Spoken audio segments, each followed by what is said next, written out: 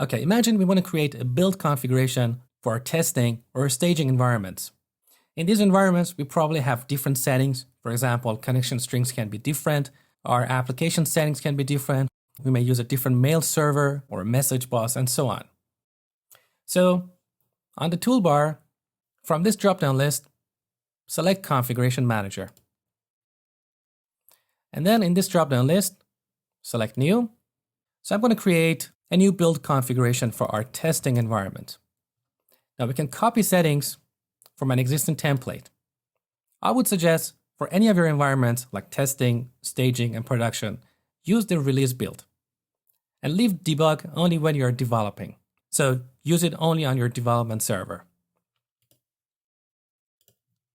Okay. Now that we have a new build configuration, if we go to Solution Explorer and right-click web.config, we see a new item here, Add Config Transform. See what happened? We have a new config file. So we had web.debug, web.release, and now we have web.testing. So as an example, we can get this connection string here and put it out of the comment. And this way we can override the connection string to our database. So first of all, I'm going to change the name to default connection, because in our parent web.config, here's the parent web.config. This is the name we use for our connection string, default connection.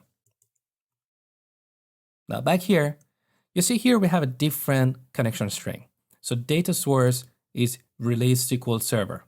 So when we deploy our application, this configuration will transform our parent web.config. So here we can add any other settings that are specific to our testing environment. Now let me show you a demo. So I'm going to save this file. Remember, the connection string is pointing to release SQL Server. Now, in Solution Explorer, I'm going to go to the Publish Wizard again. Profile tab. Look, first of all, we have an existing profile. Now I'm going to create a new one. Testing.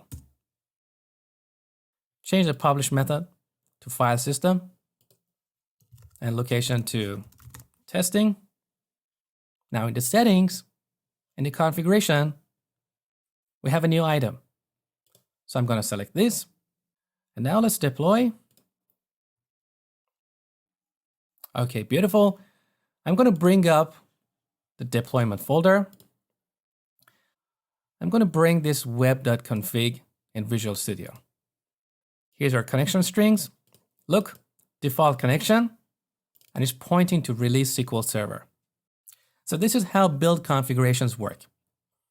And finally, before we finish this lecture, in Solution Explorer, if you open Properties, under Publish Profiles, you see we have two different profiles. So imagine this is for our production deployment, and this is for deploying to the testing environment. So both these files are just XML that include the settings for each deployment environment. And when you check all this into your source control, all these published profiles are available to all developers in the team. So next time someone wants to deploy, they just go to the Publish Wizard and select the right profile and then do the deployment. Next, I'm going to talk about custom application settings.